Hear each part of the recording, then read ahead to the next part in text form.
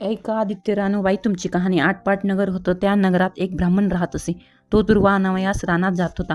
तिथे नागकन्या व देवकन्या वसा वसत होत्या. ब्राह्मणाने विचारले, काय ग बायांनो, काय वसा वसता? तो मला सांगा. त्या म्हणाल्या, तुला रे वसा कशाला? उतशील मातशील घेतला वसा टाकून देशील. हा म्हणाला, नाही नाही, तसे मी करणार नाही. उतत नाही, मातत नाही, घेतला वसा टाकत नाही. काय वसा असेल तो मला सांगा. तेव्हा त्या म्हणाल्या, श्रावण मास येईल, पहिल्या आदित्यवारी मुकाट्याने उठावे, सचिल स्नान करावे, अप्रोदक पाणी आणावे, विड्याच्या पानांवर रक्तचंदनाची आदित्य रानूबाई करावी, 6 रेघाचं मंडळ करावं, 6 सुतांचा तांतू करावा, त्याला 6 गाठी द्याव्या, पानांचा विडा, फुलांचा झेला, दशागंधाचा धूप, गूळ खोबऱ्याला नैवेद्य दाखवावा, 6 मास चाळावी, 6 मास पाळावी, माघ रथसप्तमी संपूर्ण करावं. असं करावं. बटव्याची खीर, गुळाच्या पोळ्या, लोणकड, तूप, मेहू जेऊ घालावे. असेल तर साडी चोळी, नसेल तर जोडगळ सरी द्यावी, नसेल तर 2 पैसे दक्षिणा द्यावी आणि वशांचा उद्यापन करावं. ब्राह्मणाने वसा केला, त्याला सूर्यनारायण प्रसन्न झालं. भाग्यलक्ष्मी आली. तेव्हा राजाच्या राणीने ब्राह्मणास बोलावून धाडलं. ब्राह्मण जातेवेळी भिवू लागला, कापू लागला. राणी म्हणाली, भिवू नका, कापू नका, तुमच्या मुली आमच्या घरी द्या. ब्राह्मण म्हणाला, आमच्या मुली गरीबाच्या तुमच्या घरी कशा द्याव्या? दासी कराल, बटकी कराल, दासी करत तुमच्या तसं काही करणार नाही. राजाची राणी करू, प्रधानाची राणी करू. मार्गशीर्ष महिना आला. ब्राह्मणाने मुलीची लग्ने करून दिली, एक राजाच्या घरी व दुसरी प्रधानाच्या घरी. ब्राह्मण 12 वर्षांनी मुलीच्या समाचारास निघाला. राजाच्या घरी गेला. लेकीने पाठ दिलं, पाय धुवायला पाणी दिलं. बाबा बाबा, गुळ खा, पाणी प्या. गुळ खात नाही, पाणी पित नाही. आधी माझी कहाणी करायची आहे, ती तू ये. ती म्हणाली, तुमची कहाणी ऐकायला मला वेळ नाही. आज राजा पारधीला जाणार आहे, त्याला जेवायला उशीर होईल. हे ऐकून त्याच्या मनात राग आला. तो तिथून निघाला. तो प्रधानाच्या घरी गेला. तसेच तिनेही बसायला पाठ दिला, पाय धुवायला पाणी दिलं. बाबा बाबा, गुळ खा, पाणी प्या. गुळ खात नाही, पाणी पित नाही. आधी माझी कहाणी करायची आहे, ती तू ऐक. तुमची कहाणी नको ऐकू तर कोणाची ऐकू? घरात गेली. उतरंडीचे 6 मोती आपण 3 घेतली, 3 बापाच्या हातात दिली. त्याने मनाभावे कहाणी सांगितली. लेकीने ती चित्तभावे ऐकली. नंतर जेवून खाऊन बाप आपल्या घरी आला. बायकोने विचारलं, मुलीचा समाचार कसा आहे? त्याने उत्तर दिलं, जिने कहाणी ऐकली नाही ती दारिद्र्याने पिडेल, दुःखाने गांजली, राजा मुलखावर निघून गेला. जिने कहाणी ऐकली ती भाग्याने नांदत आहे. इकडे जी दारिद्र्य झाली होती तिने आपल्या लेकाला सांगितले, मावशी घनघोर आनंदात आहे. तिकडे जाऊन तिने काही दिले तर घेऊन ये. पहिल्या आदित्यवारी पहिला मुलगा गेला. तळ्याच्या पाळी उभा राहिला. अगं दासीनं, तुम्ही दासी कोणाच्या? आम्ही दासी प्रधानाच्या. प्रधानाच्या राणीला जाऊन सांगा की तुमच्या बहिणीचा मुलगा आला आहे. दासीने जाऊन सांगितलं, तुमच्या बहिणीचा मुलगा आला आहे, फाटके नेसला आहे, तुटके पांघरले आहे, तळ्याच्या पाळीला उभा आहे, परसदाराने घेऊन या. परसदाराने घेऊन आल्या. नाहू माकू घातलं, पितांबर नेसायला दिलं, जेव खाऊ घातलं, कोहळा पोखरला, होन मोरांनी भरल्या. जाताना कुठं ठेवू नको, विसरू नको, जपून घेऊन जा. तो वाटेने जाऊ लागला. तो सूर्यनारायण माळ्याच्या रूपाने आला. हातीचा कोहळा काढून नेला. घरी गेला. आईने विचारलं, काय रे बाबा, मावशीनं काय दिलं? दैव दिलं, कर्मानं नेलं. मावशीनं दिलं होतं, पण ते सर्व गेलं. पुढे दुसऱ्या आदित्यवारी दुसरा मुलगा गेला. तळ्याच्या पाळी उभा राहिला. प्रधानाच्या राणीला निरोप पाठविला. प्रधानाच्या राणीनं त्याला घरी घेऊन नाहू माकू घातलं, जेऊ खाऊ घातलं, काठी पोकरून होऊन मोरांनी भरून दिली. बाबा बाबा, कुठे ठेवू नको, विसरू नको, जपून घरी घेऊन जा असे सांगितले. वाटेत सूर्यनारायण गुराख्याच्या रूपाने आला. हातची काठी काढून घेतली. घरी गेला. झालेली गोष्ट आईस सांगितली. दैव दिले ते सर्व कर्माने नेले.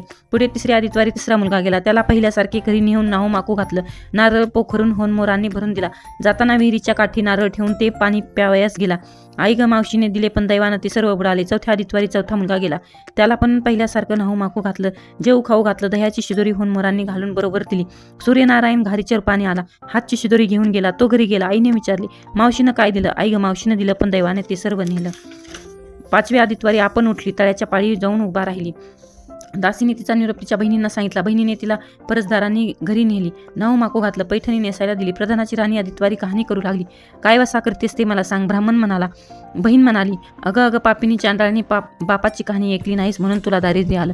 राजाच्या राणीने विचारले, याला काय उपाय करू?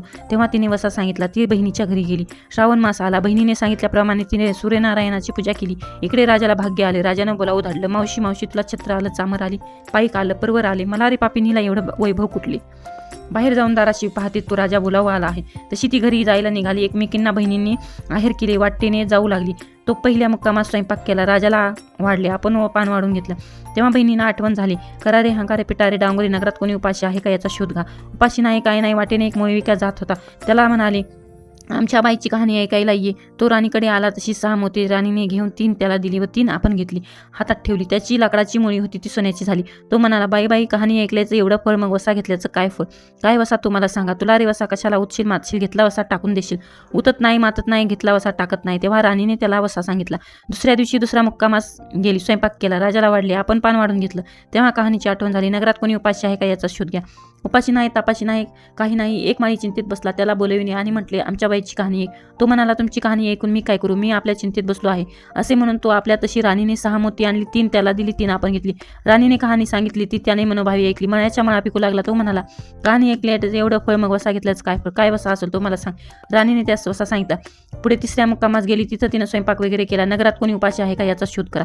उपाशी नाही, तपाशी नाही, काही नाही. एक म्हातारीचा मुलगा वनात गेला होता, तो एक डोहात बुडाला होता, एक सर्पाने खाल्ला होता. तिला म्हणाले, आमच्या बाईची कहाणी ऐक. ती म्हणाली, कहाणी ऐकून मी काय करू, मी मुलासाठी रडत आहे.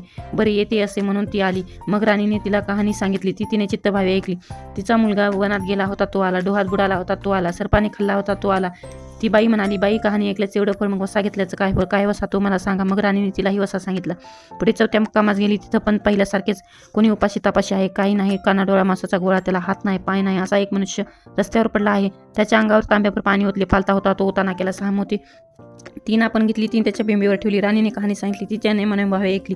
त्याला हात पाय आले, देह दिव्य आले. तेव्हा तो म्हणाला, बाई कहाणी ऐकल्याचं एवढं फळ, मग वसा घेतल्याचं काय फळ, काय वसा तुम्हाला सांगा. राणीने त्याला वसा सांगितला. 5व्या मुक्कामास घरी गेली. स्वयंपाक केला.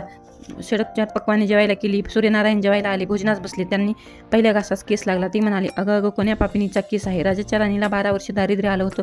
तिने आदितवारी वळचणी खाली बसून केस विंचरले होते. काळच वाळा डोईचा केस, वळचणीची काडी डाव्या खांद्यावरून वेशी बाहेर टाकून दे. राजाच्या राणीला सूर्यनारायणाचा कोप झाला तसा कोणाला होऊ नये. ब्राह्मण मुळविक्या म्हातारीला इत्यादींना जसा सूर्यनारायण प्रसन्न झाला तसा तू मामा हो. ही 60 उत्तराची कहाणी 5 उत्तरी सुफळ संपन्न.